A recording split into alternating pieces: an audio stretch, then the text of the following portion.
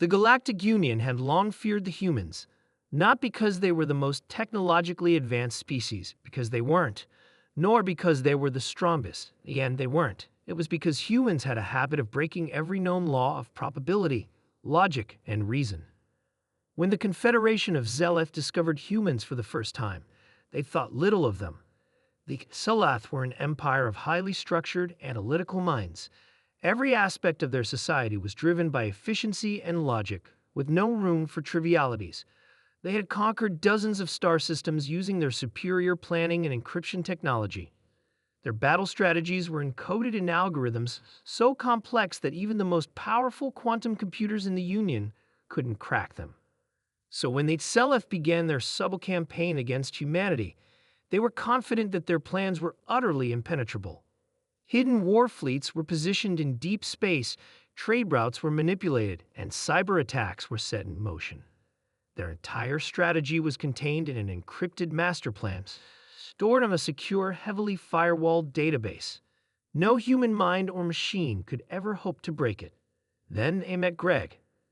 Gregory Anders was not a spy, a hacker, or even remotely interested in interstellar politics. He was a communications officer stationed on the diplomatic hub of Kepler 186f, a place where different species from across the galaxy engaged in negotiations, trade, and bureaucratic nonsense. His job? To facilitate smooth interspecies communication. In short, he was a professional small talker. It was during an otherwise uneventful diplomatic function that Craig found himself seated next to a Zeleth envoy named Chexar.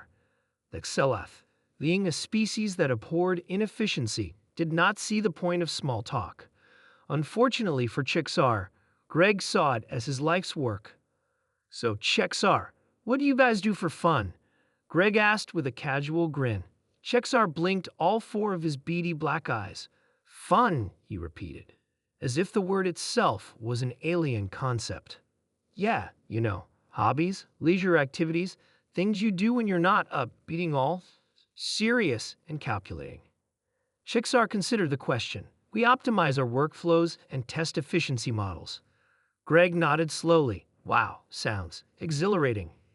"It is a necessary function for the advancement of our civilization," Chexar replied stiffly. Greg took a sip of his drink and grinned. We humans are kind of the opposite. We love talking about useless things. Like, did you know that on Earth, people argue for hours about whether a hot dog is a sandwich? Chexar's eye twitched. "This is inefficient." "Exactly, but it's fun. And we also love puzzles, riddles, codes, that kind of thing." Chexar's posture stiffened slightly. "Codes?" "Yeah," Greg continued, oblivious. "Like, breaking secret messages for fun. There's a game called crossword puzzles where you have to decrypt words, and some humans spend their entire lives doing that." Chexar's discomfort increased. The Zeleth were masters of encryption. Their entire military strategy relied on codes no one could crack. The idea that humans would willingly challenge themselves with decryption for entertainment was unsettling. Greg, still unaware of his impact, chuckled.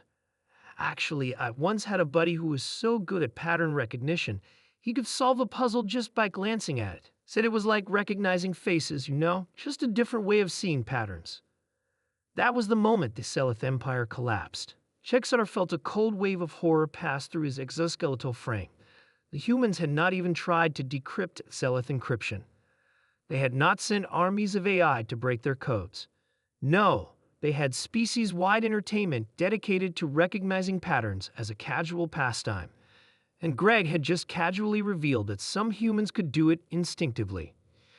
Chexar excused himself from the table, left the diplomatic function, and within hours, the entire Zeleth High Command was in an emergency meeting.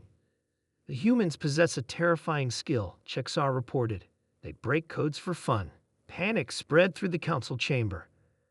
"If they can decipher advanced algorithms without effort, then our military plans are compromised," one general muttered in horror.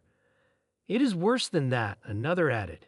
"If their brains naturally recognize encryption as a game, then there is no telling how many of our communications they have already decrypted without us even knowing." The realization struck like a supernova. For decades, they had been underestimating humans.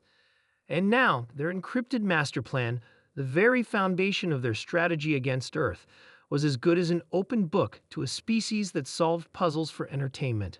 Itzelath had no choice. They surrendered preemptively. Greg, meanwhile, went back to his quarters and made himself a sandwich, blissfully unaware that his small talk had just saved humanity from an interstellar war. When the official surrender notice arrived at the Galactic Union's headquarters the next morning, humanity had no idea what had just happened. The human delegation simply accepted it with polite confusion. And that is how the greatest war that never happened ended with a conversation about hot dogs.